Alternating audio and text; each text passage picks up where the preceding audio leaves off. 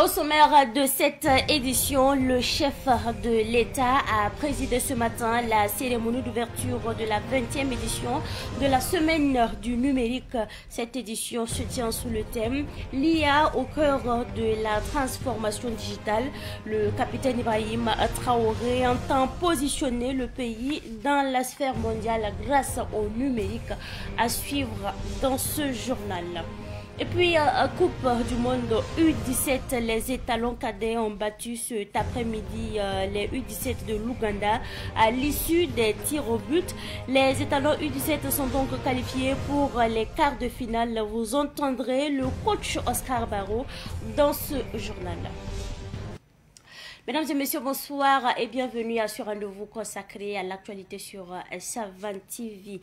La 20e édition de la semaine du numérique a officiellement ouvert ses portes et se tient du 18 au 21 novembre à Ouagadougou avec comme pays invité d'honneur le Ghana.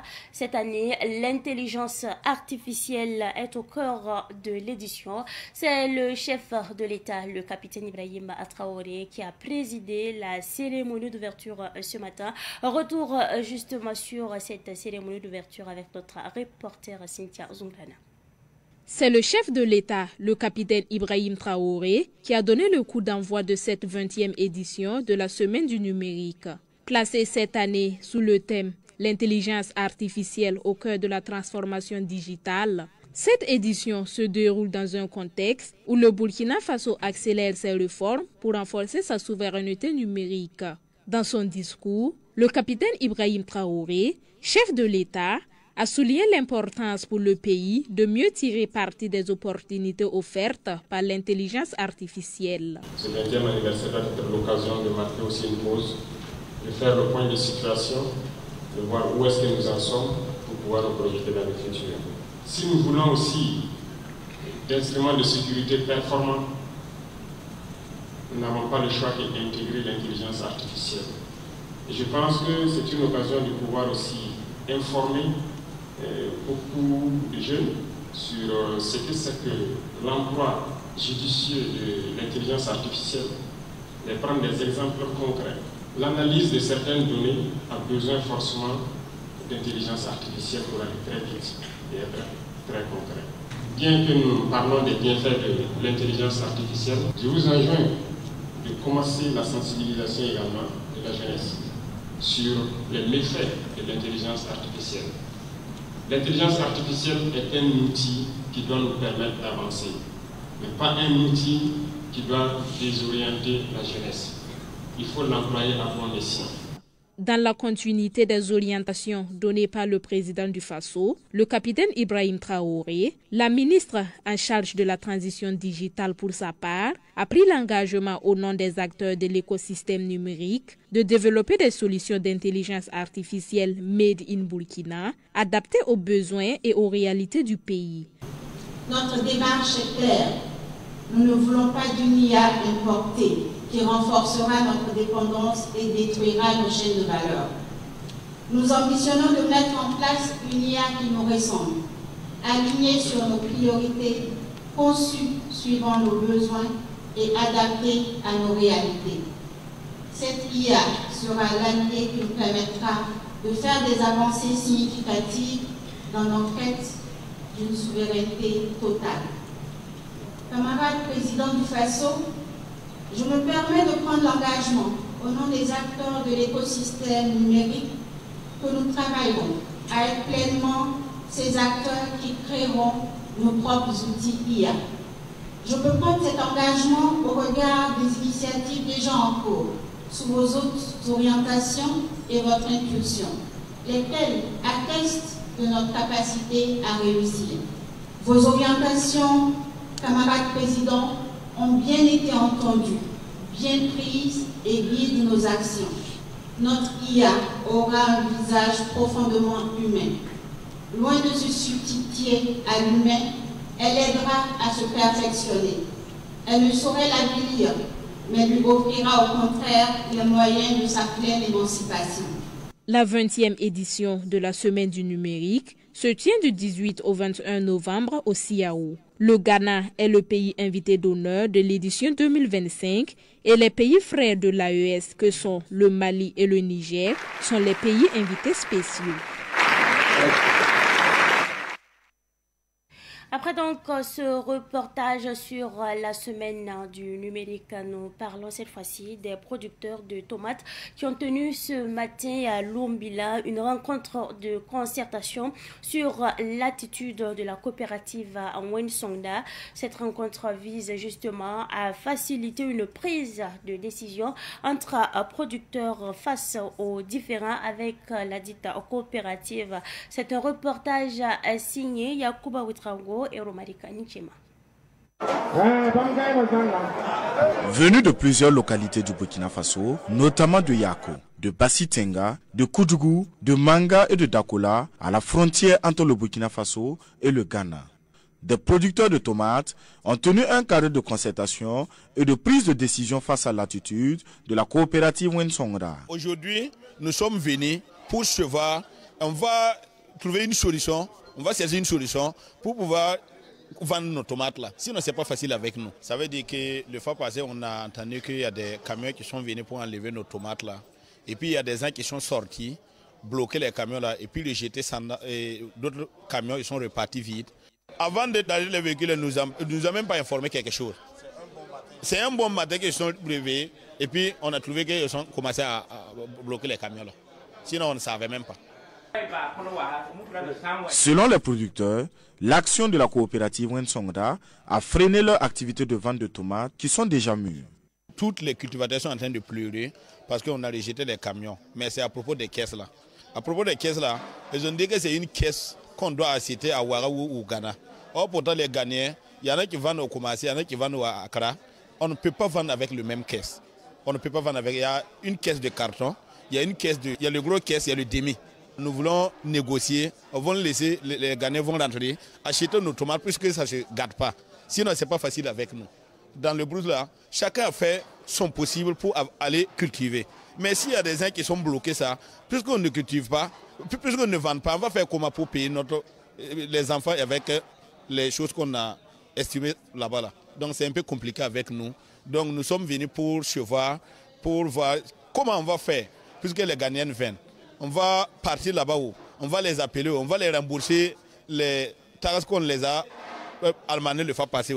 Voilà, on va voir ce qu'on va faire pour que les choses là puissent se réunir. Pour sauver la collaboration entre producteurs de tomates et acheteurs ghanéens, ils ont entrepris de cotiser la somme de 1 million de francs CFA pour rembourser l'amende encaissée par la coopérative.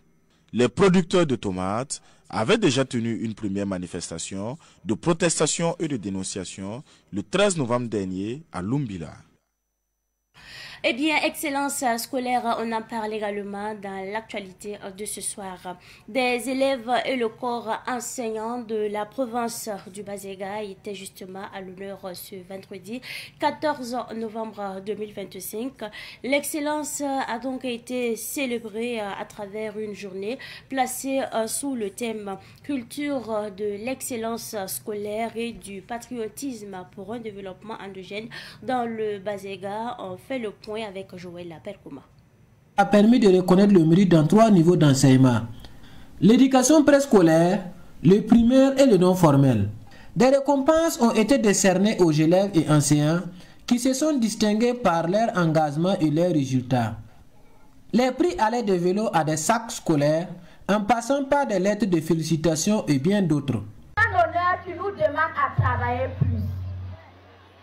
Nous tenons tout d'abord à remercier celles et ceux qui ont cru en nous, qui nous ont soutenus, sans oublier nos parents qui nous ont beaucoup encouragés. Nous voudrions aussi adresser un message à tous ceux qui rêvent, qui aspirent à se dépasser. N'ayez pas peur d'échouer, car l'échec est souvent le prélude à la réussite. Croyez en vous, même quand personne ne le fait.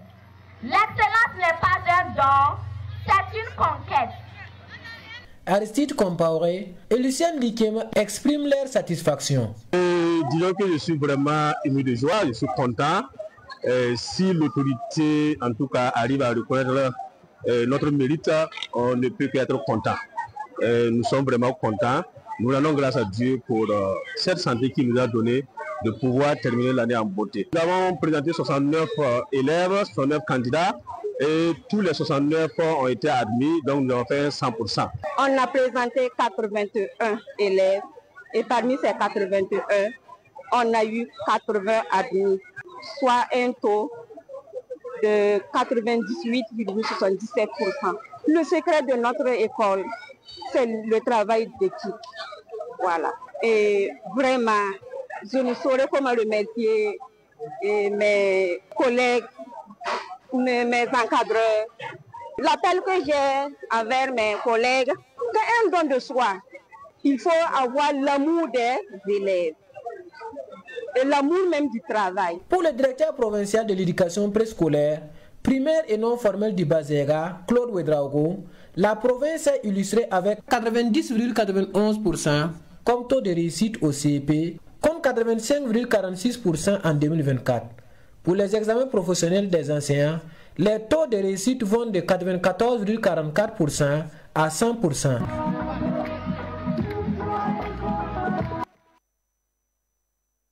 Les bienfaits de la guérisseuse Agabonkungu de Zaktuli ont été reconnus par les initiateurs du prix africain de développement, en abrégé PADEV. Elle a reçu donc le prix de la meilleure promotrice africaine du secteur de la santé traditionnelle 2025. Notre reporter Abdoulaye Kinda l'a rencontré hier à l'aéroport international de la ville de Ouagadougou, de retour de Kigali au Rwanda. Adja Omo Bonkongo, plus connu sous le nom Adja Bonkongo des Zaktuli, a été reconnue comme la meilleure promotrice africaine du secteur de la santé traditionnelle par les organisateurs du prix africain de développement PADEV cette année. Elle exprime sa satisfaction. Je rends grâce à Dieu. Je salue toute la population, toute tradie praticien. Spécialement, je salue mon papa, mon parrain bien-aimé, Alagui Sida Dissinara, PDG de Savane Média, le prix PADEV 2025. Et on m'a invité, Rwanda, Kigali. Les tradis praticiens qui se sont retrouvés toute l'Afrique, c'est Adja Bonkongo qui vous parle, qui a pris le grand prix, le prix d'excellence des tradis praticiens. C'est pas moi qui le dis, c'est le trophée qui parle. On est allé en bonne santé. On a pris le grand prix d'excellence. C'est le Burkina qui gagne. Adja Bonkongo dédie ce prix à l'ensemble des Burkinabés. Elle invite les tradis praticiens à plus de travail. C'est tout le monde, tout Burkinabé qui gagne. Ensemble, on est fort. Vous voyez que je suis Burkinabé. Quand on dit le PADEV, c'est toute l'Afrique qui se retrouve là-bas. Et c'est moi, le Burkinabé, Adja Bonkongo, qui a pris le grand trophée, le prix d'excellence des tradis praticiens. Le meilleur prix, le grand prix. Il n'y a pas ce qui dépasse ça en 2025. Donc c'est le Burkina qui gagne. Que Dieu bénisse le Burkina Faso, le pays des hommes intègres.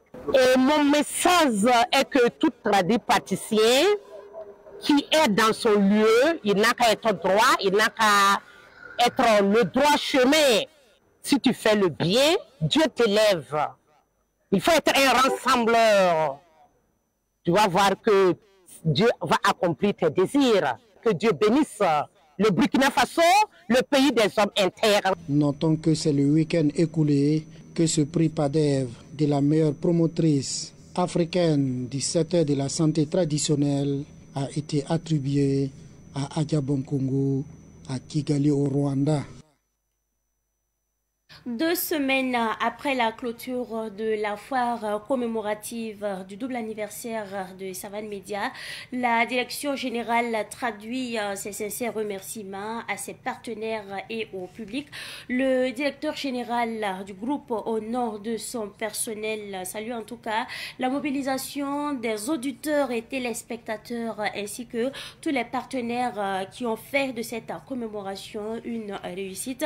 Isaac Assoulema, directeur général de Savane Média, s'exprime au micro de Ahmed Joël Kompaouli. Au nom du personnel du groupe Savane Média, après l'intervention de notre président du conseil d'administration, El Hadj Sidnaba Abouakar Zida, nous devons effectivement dire merci à l'ensemble des différents publics parce que, comme on le dit dans nos langues nationales, à travers plusieurs formules, celui qui ne sait pas dire merci, c'est une obligation, n'est-ce pas, de dire merci. Je voudrais, dans ce sens-là, être encore beaucoup plus spécifique et remercier les femmes qui ont constitué un groupe ayant apporté sa contribution à la réussite de cet événement à travers justement ce qu'elles ont exposé, à travers les démarches qu'elles ont entreprises à notre endroit. Bon, il faut avoir une pensée pour ces personnes, surtout que il y en a qui ont préparé des plans locaux, qui sont venus donner au personnel de Savane Média, parce qu'elles se disaient qu'elles n'avaient rien en fait, à venir donner, alors qu'en réalité, la simple visite était déjà quelque chose. Je pense qu'il faut en outre penser aux différents acteurs, notamment aux artistes qui ont permis la réussite de cette foire. Il faut également penser aux communautés, alors qu'elles soient religieuses ou qu'elles soient ethniques, qui nous ont permis de réussir cette foire. Nous avons pris donc la décision de remercier justement nos éditeurs, nos téléspectateurs et le grand public aujourd'hui, 2 semaines après la fin de la foire. Premièrement parce que, de toute façon, notre président du conseil d'administration, El Hadj Abouakar Sidnaba, a déjà remercié l'ensemble de ceux qui nous ont aidés à la réussite de cette foire, que ce soit physiquement ou que ce soit de cœur, au regard de la place qu'occupe notre groupe de presse, vraiment dans l'univers médiatique de Burkina. Bon, eh bien, ce n'est que justice. Alors, remercier les gens, ce n'est que justice. Pour ce qui concerne les acteurs qui sont venus et qui ont acheté des stands et qui ont exposé, c'est du moins ce qui nous est revenu. Donc, nous en sommes très contents et on pense que cette dynamique devrait continuer.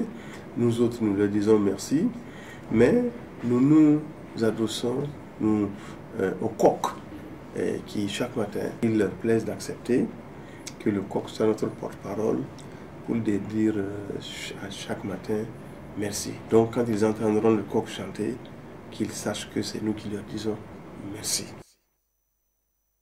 Religion, on en parle également dans l'actualité de ce soir et nous parlons justement de l'église des assemblées de Dieu Temple Rehoboth de Poissy qui tient la 5e édition de sa campagne d'évangélisation dénommée Jésus la solution. Alors l'objectif est d'annoncer l'évangile de Dieu au monde sur l'amour manifeste de Dieu pour les humains. L'ouverture de l'événement s'est déroulée hier à Poissy, dans la commune de Komsilga. Les précisions avec nos reporters Samuel Moko et Amidou Zango. Vous savez, c'est l'histoire d'un berger, il a 100 brebis et il en pose une.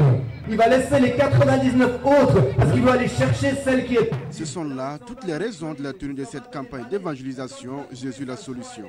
La manifestation de l'amour de Dieu par Jésus-Christ aux hommes et une réponse favorable à l'appel de Dieu de fait de toutes les nations des disciples dans les Saintes Écritures, selon le pasteur principal de l'église des Assemblées de Dieu, Temple Rehoboth de Poissy. On a mobilisé plus de 120 évangélistes de différentes églises et nous sommes allés dans les quartiers, voilà, les matins de 9h à midi et le soir aussi de 15h à 17h et on essaie de parler de Jésus aux personnes et en prêchant la bonne nouvelle du royaume. Avec les amis suisses et les orateurs burkinabés, alors, sous la bénédiction de notre président sous-régional, nous allons faire des prières de délivrance, des prières pour des requêtes aussi. Nous allons aussi voilà, faire des porte-à-porte. Et il y a des chants de la louange, de l'adoration. Voilà l'évangélisation par amitié. Ce qui est aussi prévu, c'est la prière aussi pour la nation. L'orateur venu de la Suisse dit être porteur d'un message d'amour pour le Burkina Faso en général et Poissin dans la commune de Komsilga en particulier. J'ai ce pays dans mon cœur et c'est un honneur pour moi de pouvoir venir accompagné de mon ami l'apôtre Mika Gerber. Et on croit vraiment que c'est un temps pour le Burkina, c'est un temps spécial qu'on va vivre dans ces 2 jours. On va témoigner de l'amour de Dieu pour son peuple burkinabé, de combien Jésus a aimé son peuple, parce que Jésus il a tout donné sur la croix par amour. Ces moments d'appel à la repentance sont aussi des moments de louange, d'adoration et de reconnaissance à Dieu.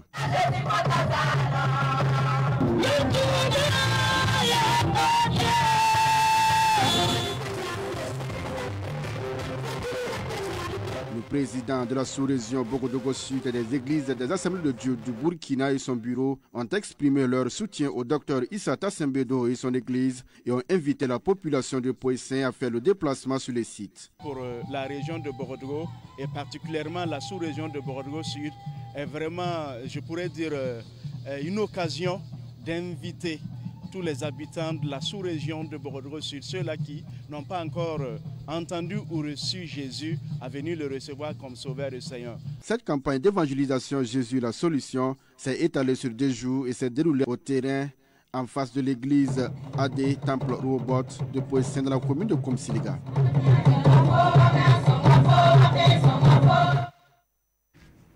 Actualité sportive à présent, les étalons U17 du Burkina Faso sont qualifiés pour les quarts de finale de la Coupe du Monde de leur catégorie. Ils ont battu les U17 de l'Ouganda au tir au but après un score nul d'un but partout. Écoutons la réaction du joueur Mohamed Zongo et du coach Oscar Barrow après le match. Et après justement la qualification des étalons cadets, nous avons joint le coach Amadou Sampo de l'Union sportive des forces armées, en abrégé USFA. Il apprécie en tout cas positivement le match des poulains d'Oscar Barrow. Quand on regarde cette équipe jouer, voilà, c'est l'ADN vraiment qui a été mis dans le temps. Et je dirais par Ousmane Sadro qui avait élaboré un projet de jeu pour toutes les équipes nationales. Et je me rappelle en 2019, et Oscar et moi vraiment, et nous on a eu la chance vraiment de travailler avec ce grand monsieur qui nous avait appris beaucoup de choses dans le projet de jeu. Quand on regarde, voici la continuité du travail de coach Oscar depuis 5 ans. Et ça montre déjà qu'il y a de la progression. Et quand on regarde, c'est une équipe très bien en bloc et qui ne possède pas de contre-attaque. Ça montre déjà aussi qu'on doit vraiment faire confiance avec un bon temps donné, vraiment travailler et puis préparer. Voilà, si on arrive réellement à inculper ça, et ces jeunes qui vont grandir, s'ils arrivent réellement à rester aussi dans ce projet de jeu et qu'ils comprennent aussi ce que le staff veut, ils ne peuvent pas ne pas faire mal. Donc, je pense que cette équipe-là va faire beaucoup mal. Et quand on regarde les absences, aujourd'hui, Lookman qui est vraiment tout le monde connaît et que tout le monde attend et qui n'est pas là, avec Zalé aussi qui a été homme du match et qui n'est pas là, et on arrive réellement à éliminer une équipe qui a éliminé le Sénégal et qui a éliminé l'équipe de la France qui était deuxième au mondial passé. Parce que ça montre déjà vraiment qu'il y a grande chose et cette équipe est capable vraiment d'aller plus loin. Et là où on doit vraiment améliorer, c'est densifier encore notre bloc parce qu'on peut aller plus loin et maintenant dans la transition vraiment mettre de l'intensité et être très agressif et vraiment marquer dès les premières opportunités parce qu'aujourd'hui vers les 40e minutes on a eu une situation où on pouvait vraiment marquer. C'est aux enfants vraiment d'être lucides pour concrétiser. Moi de féliciter vraiment tout le staff là-bas et ça vraiment je félicite bien coach Oscar vraiment pour cette management de son effectif, mais c'est à nous aussi de la nation vraiment d'accompagner cette équipe positivement et voilà, et voici qu'aujourd'hui on parle plus même de ce match même voilà, sans parler de notre match amical. Voilà, on va vraiment retourner là-bas aussi pour aller aussi accompagner cette équipe de Burkina et au niveau du match amical là, pour qu'ils puissent vraiment gagner et puis se mettre en confiance pour bien voilà préparer la CAN. La gentillesse sans limite attire les profiteurs. La gentillesse a besoin de limites. Vous savez, ce n'est pas à chaque fois qu'il faut dire oui à toute situation qui se présente devant vous. Ne donnez pas la possibilité aux autres d'abuser de vous. Et pour cela, vous devez avoir du caractère, tout simplement des principes. Ben, c'est tout pour cette édition du soir que j'ai pris en tout cas du plaisir à vous présenter. Merci à vous pour votre constante fidélité. Excellente suite de programmes en compagnie bien sûr des programmes de la télévision.